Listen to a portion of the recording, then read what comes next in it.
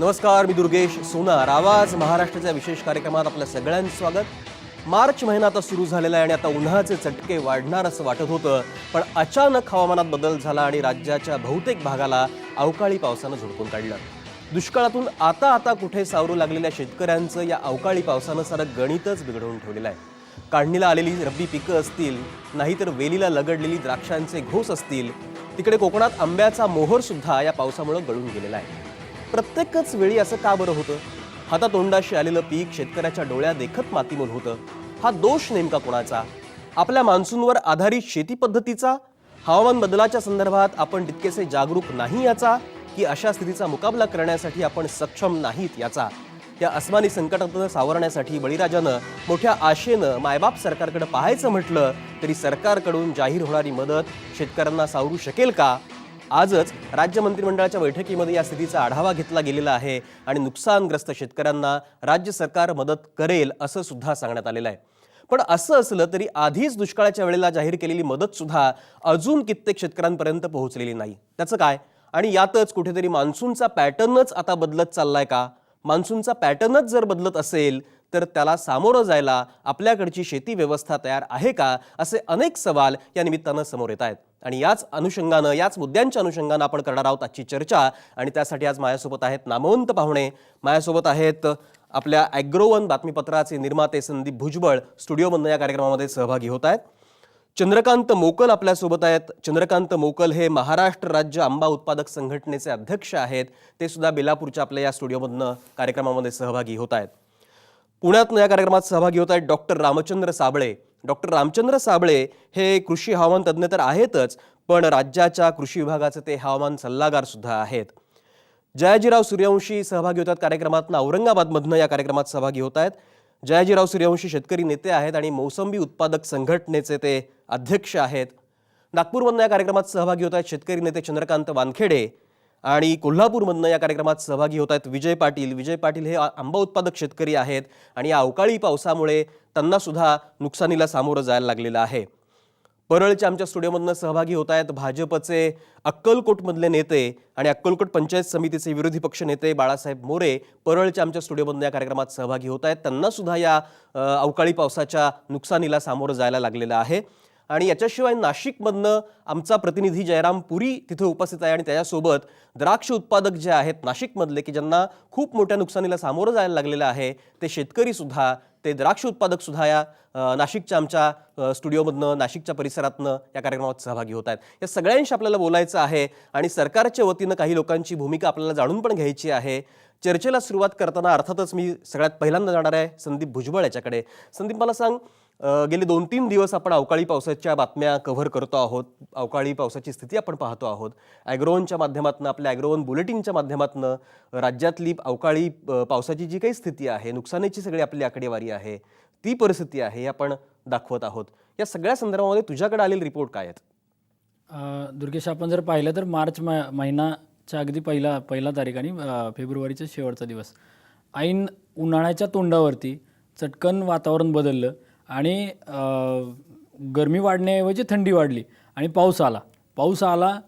एवढ्या गंभीर परिस्थितीत पाऊस आला की काढणीला ज्यांची पिकं काढून पडली होती, गहू असेल, ज्वारी असेल, हरभरा असेल, त्या पावसावरती पाणी पडल्यानं चिखल उडालेला आहे. त्या पिकांचं नुकसान झालं. सगळ्यात महत्त्वाचं म्हणजे जी फळपिकं आहेत द्राक्षासारखी किंवा आंब्याचा जो मोहर आहे तो मोहर गळालेला आहे. बऱ्याच ठिकाणी द्राक्ष बागा भुईसपाट झालेल्या आहेत. आत्ताच आपल्याकडे एक बातमी आलेली आहे की सांगली जिल्ह्यामध्ये एका शेतमजुरीचं काम करणाऱ्या एका मजुरानं 1 एकर द्राक्ष बाग फुलवली होती. 2 एकर त्याच्यावरती 2 लाख रुपये कर्ज झालं होतं आणि ती बाग पूर्णतः वाऱ्यानं पावसानं झोपलेली आहे. आता त्याच्यापुढे भ्रांत पडलेली आहे की 2 लाखांचं कर्ज फेडायचं कसं. त्याच्याकडे अद्याप कुणीही सरकारचा प्रतिनिधी पोहोचलेला नाही आहे. अशीच सगळ्या महाराष्ट्रातल्या द्राक्ष उत्पादक, फळ उत्पादक शेतकऱ्यांची आणि आर्थिक नुकसान कमी असलं जिरायची शेतकऱ्यांचं तरीसुद्धा त्यांचं जे अन्नधान्याचं नुकसान झालेलं आहे, धान्य पिकांचं नुकसान झालेलं आहे, ते न भरून येण्यासारखं आहे. आणि सरकारची जर मदत जर बघाल तर आपल्याला पूर्व अनुभव आहेच. सरकारची मदत, नुकसान झालेलं असतं लाखांचं आणि मदत मिळते काही हजारांची आणि काही शेकडो रुपयांची. अगदी लाज आणण्यासारखे पण काही चेक 40 आणि 50 रुपयाचे सरकारनं दिलेले आहेत. तर हे सगळा पूर्व इतिहास जर आपण बघितला तर मला शेतकऱ्यांनीच आता कुठेतरी उभं राहण्याची गरज मला तरी व्यक्त अगदी होते बरोबर. मला वाटतं. शेतकऱ्यांनीच कुठेतरी स्वतःहून उभं राहण्याची गरज आता निर्माण झाल्याचं संदीप भुजबळ म्हणतायत. मी जाणार आहे पुण्यामध्ये डॉक्टर रामचंद्र साबळे आहेत. रामचंद्र साबळे हे कृषी विभागाचे हवामान सल्लागार आहेत. साबळे सर, कार्यक्रमात तुमचं स्वागत. मला सांगा, अवकाळी पावसाची स्थिती आता जी आपण सगळे अनुभवतो आहोत, पाहतो आहोत, खरं म्हणजे हवामानात होणारे सगळे जे काही बदल आहेत त्याच्या जर आपण सूचना शेतकऱ्यांना देऊ शकलो आधीच, वेळेच्या आधीच, तर यासारखे सगळे जे काही नुकसानीचे जे काही संदर्भ येतात किंवा घटना समोर येतात त्या कुठेतरी टाळता येऊ शकतात. आपल्या माध्यमातनं, म्हणजे आपल्या माध्यमांच्या संदर्भात असेल किंवा सरकारी पातळीवरती, प्रशासनाच्या पातळीवरती सुद्धा असेल, आपण अशा स्वरूपाचे हवामानाचे अलर्ट्स खरं म्हणजे देत असतो. या संदर्भातले तुमचे अनुभव काय आहेत? आता या बाबतीत हवामानाचा अंदाज घेऊन शेतकऱ्यांच्यापर्यंत ही माहिती, हवामानाचा अंदाज घेऊन शेतकऱ्यांच्यापर्यंत ही माहिती जर आधी पोचली तर निश्चित त्या माहितीचा उपयोग होतो आणि शेतकरी तशी आपली पिकांची काळजी घेऊ शकतात. आता या सर्व अनुषंगानं जर विचार केला तर ॲग्रोवनमधून वेळोवेळी जे काय अंदाज दिले जातात त्याच्यामधून खूप अलर्टनेस शेतकऱ्यांच्यापर्यंत पोचवलं जातं आहे.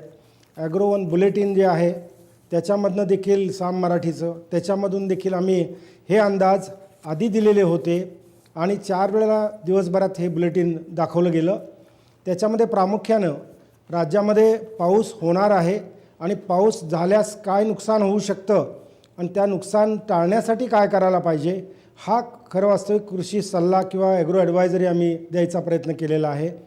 त्यातून बऱ्याच शेतकऱ्यांना ज्यांनी ह्या बातम्या ऐकल्या किंवा वर्तमानपत्रातल्या ॲग्रोवनमधली माहिती वाचली त्यांना त्याचा उपयोग झालेला आहे.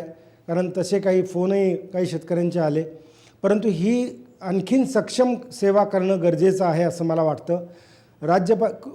कृषी विभागाकडनं दर मंगळवारी एक बैठक घेतली जाते.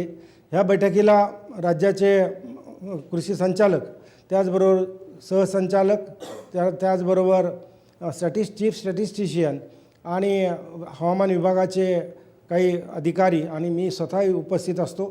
आम्ही काही कृषी सल्ले जसे तयार करतो तसं हवामान अंदाजही तयार करतो.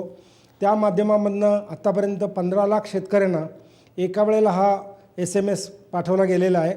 आणखी शेतकरी याचे सभासद होणं गरजेचं आहे. त्याला कारण असं की याला काही फी नाही आहे. एका पोस्टकार्डवरती शेतकऱ्यांनी आपलं नाव, त्यानंतर गाव, नंतर जिल्हा, मोबाईल नंबर आणि त्यांची पिकं ही कृषी उपसंचालक प्रकल्प, कृषी भवन, पुणे 5 या पत्त्यावरती जर पोस्टकार्डवरती ही माहिती कळवली तर त्यांना SMS सेवा आपल्याला तुरंत चालू करता येईल. मला सांगायला आनंद वाटतो की मी जुलै-ऑगस्टमध्ये आम्ही जॉईन झालो. त्यानंतर कृषी विभागाने मोठी भरारी घेतली आणि भारतात आता महाराष्ट्र हे अग्रेसर राज्य आहे की 15 लाख 16 लाख शेतकऱ्यांना एका वेळेला हे मेसेज पाठवले जात आहेत. जास्तीत जास्त मेसेज पाठवले गेले आणि वेळेवर पाठवले गेले तर शेतकऱ्यांचं नुकसान कमी करता येईल, असं त्यातला खरा उद्देश आहे. ही सेवा भक्कम करावी लागेल आणि जसं ॲग्रोवन, साम TVचं ॲग्रो बुलेटिन, ह्या जशा सेवा आता शेतकऱ्यांच्यापर्यंत डायरेक्ट पोचत आहेत तसे इतर माध्यमाने देखील त्याचा खरं उपयोग आणखीन करायला पाहिजे असं मला वाटतं.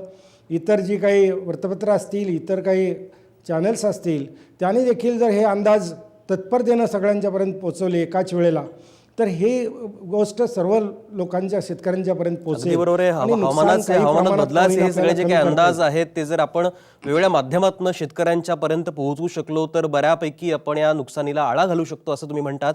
मला एक प्रश्न साबळे सर तुम्हाला आणखीन विचारायचा आहे की आता हे सगळं हवामान बदलाचा पॅटर्न जर आपण पाहिला तर मान्सूनचाच एकूण पॅटर्न आता बदलत चाललाय असं वाटतंय का? कारण कधी अवकाळी पडतो, कधी गारपीट येते, कधी दुष्काळ असतो, पाऊस कधीही पडतो. म्हणजे एका बाजूला आपण म्हणतो की आता उन्हाळा सुरू होतोय पण त्याच वेळेला पाऊस आपल्याला आलेला दिसतो, कधी कधी हिवाळ्यामध्ये पण पाऊस येतो. काय नेमकं असं झालेलं आहे की हा सगळा मान्सूनचं चक्र किंवा मान्सूनचा पॅटर्नच आता बदलत चाललाय का? काय नेमकं कारण आहे? याच्याबद्दल मला खास करून सांगायला आनंद वाटेल की मान्सून मॉडेलची निर्मिती मी 2003 साली केली आणि 2004 सालापासून मी अंदाज द्यायला सुरुवात केली. मला असं दिसून आलं की हे जे पहिल्यांदा 2005मध्ये अल्गोर आणि पचोरी या शास्त्रज्ञांनी हे तापमान वाढ आणि त्या अनुषंगाने हवामान बदल ही बाब जगापुढे आणली आणि संपूर्ण जगामध्ये याच्याबद्दल जागृती निर्माण करायला सुरुवात केली. तसेच भारतातही जागृती निर्माण सुरुवात झाली. मी ज्यावेळेला हे सगळं आम्ही अभ्यासलं, ॲज अ विभाग प्रमुख म्हणून मी हवामान विभागाचा विभाग प्रमुख म्हणून काम करत होतो, राज्याचा कोऑर्डिनेटर म्हणून काम करत होतो. आणि मान्सून मॉडेलच्या निर्मितीनंतर मला बऱ्याच गोष्टी लक्षात यायला लागल्या. त्या प्रामुख्यानं अशा आहेत की मान्सून एकतर वेळेवर येणं, याच्यामध्ये 2008 साल असेल, 2009 साल असेल, त्यावेळेला वेळेवर मान्सून येऊ शकला नाही. 2008मध्ये आयला वादळामुळं मान्सून बाजूला गेला. 2009मध्ये मान्सूनला येण्यातच उशीर झाला आणि ते वर्ष देखील सगळ्यात उष्ण वर्ष जगभर नोंदलं गेलं. 2010चा सरासरी पाऊस चांगला झाला. 11ला पुन्हा पाऊस, 2011मध्ये पाऊस पुन्हा यायला उशीर झाला. 2012मध्ये जर प्रचंड दुष्काळ पडला आणि त्याची तुलना जर करायची झाली तर 1972 साली केवळ 84 तालुके महाराष्ट्रात दुष्काळी होते. आता या 2012ची जर आकडेवारी पाहिली तर 123 तालुके दुष्काळी झाले. म्हणजे दुष्काळी क्षेत्र राज्यात विस्तारत आहे हे स्पष्ट झालेलं आहे. हा हवामानाचाच परिणाम आहे. आता अवकाळी पावसाच्या बाबतीत जर आपण विचार केला तर 2008मध्ये अवकाळी पाऊस पुन्हा नोव्हेंबर डिसेंबरमध्ये, म्हणजे हिवाळ्यात पावसाळा अशी स्थिती झाली. 2009लाही तसंच झालं. आज 2015मध्ये देखील फेब्रुवारी आणि मार्चमध्ये तीच परिस्थिती आलेली आहे. पुन्हा हिवाळा संपत आहे आणि उन्हाळा सुरू होतो आहे. त्या ऑकेजनला गेल्या 40 वर्षात असा फेब्रुवारीमध्ये इतका आणि मार्चच्या पहिल्या 1-2 तारखेला पाऊस झालेला नाही आहे. यालाच आपण हवामान बदल म्हणायचं. आणि हे हवामान बदलाचे फटके जास्तीत जास्त बसणार आहेत ते शेतकऱ्यांना बसणार आहेत. अगदी बरोबर. हवामान बदलाचे सगळ्यात जास्त फटके खरं म्हणजे बळीराजालाच बसणार आहेत असं तुम्ही म्हणतात.